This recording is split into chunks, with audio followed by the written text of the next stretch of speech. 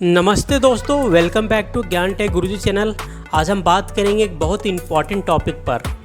UP board के अंदर या फिर किसी भी बोर्ड के अंदर friends, UP board, CBSE board या फिर किसी भी अदर स्टेट बोर्ड में, चाहे झारखंड बोर्ड या बिहार बोर्ड में, अगर आप फेल हो गए हैं या फिर आपका कंपार्टमेंट आ गया है, ठीक है फ्रेंड्स, क्योंकि काफ़ी सारे बच्चों का कमेंट आया मेरे पास कि सर हम यूपी बोर्ड या सीबीएसई बोर्ड में फ़ेल हो गए हैं, तो आगे हम कैसे पढ़ाई करें और अपना साल कैसे बचाएं। तो इस सिचुएशन में होता क्या है कि काफ़ी सारे बच्चे जो होते हैं वो कंफ्यूज हो जाते हैं, उनको आगे की पढ़ाई का रास्ता नहीं मिल पाता है, तो कंफ्यूज होकर के उनका साल जो है वो ख़राब हो जाता है और एक साल क्या हो जाता है फ्रेंड्स, पूरी तरीके से वेस्ट हो जाता है।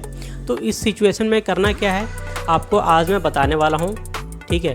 तो आप सबसे रिक्वेस्ट है इस वीडियो को अंत तक ज़रूर देखें। पहला पॉइंट है हमारा कंपार्टमेंट। अगर आपका सीबीएसई बोर्ड या फिर यूपी बोर्ड या फिर किसी भी अदर स्टेट बोर्ड में, चाहे झारखंड बोर्ड या बिहार बोर्ड में, अगर आपका कंपार्टमेंट आया है तो कंपार्टमेंट में क्या होता है कि सिर्फ 2 सब्जेक्ट अलॉट होता है।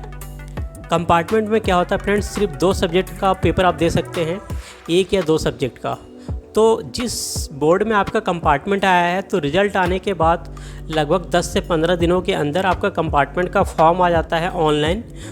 उसमें क्या होता है, सपोज आपका यूपी बोर्ड में कंपार्टमेंट आया है तो यूपी बोर्ड का जैसे अभी रिज़ल्ट आया है तो रिज़ल्ट आने के बाद 10 से 15 दिन में कंपार्टमेंट का फॉर्म आ जाएगा।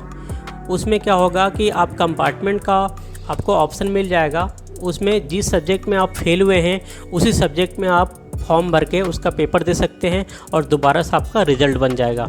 इसी तरीके से सीबीएसई का तो सीबीएसई का भी कंपार्टमेंट का फॉर्म आ जाएगा।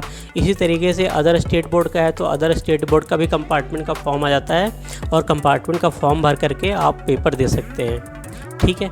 अगर आप कंपार्टमेंट के बाद भी फेल हो जाते हैं तो आपके लिए क्या ऑप्शन है, ये भी क्वेश्चन काफ़ी सारे बच्चों का आया है। अगर आप पूरी तरीके से फेल हो गए, अगर आप 3 सब्जेक्ट में फेल हो गए तो आपके लिए क्या सोल्यूशन है। काफ़ी सारे बच्चों का क्वेश्चन ये भी है कि हम सर 3 सब्जेक्ट में फेल हो गए हैं तो हमारे लिए क्या सोल्यूशन है। तो आप लोग निराश मत होइए, आप लोग के लिए सोल्यूशन है NIOS, जिसको हम लोग बोलते हैं national institute of open schooling.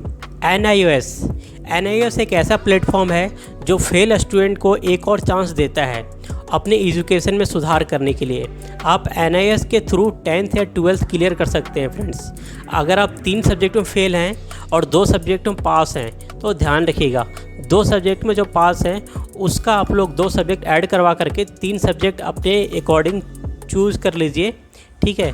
3 subject बहुत ही प्रैक्टिकल वाला सब्जेक्ट चूज़ कर लीजिए, जैसे पेंटिंग हो गया, होम साइंस और आपका डाटा एंट्री का प्रैक्टिकल वाला सब्जेक्ट चूज़ करके, ठीक है। अगर आप कमज़ोर छात्र हैं, ठीक है, तो आप लोग 3 सब्जेक्ट चूज़ कर लीजिए NIOS के अंदर और तुरंत पेपर जाके दीजिए अपने डेट अपना बुक करके। फिर क्या होगा, उसमें पेपर देने के बाद आपको 45 से 60 दिन में आपका रिज़ल्ट आ जाएगा और आप लोग इसी साल पास हो जाएंगे और आपका समय जो है वो बच जाएगा फ्रेंड्स। तो NIOS आप लोगों के लिए अच्छा ऑप्शन है, आप लोगों को दूसरा मौका देता है NIOS।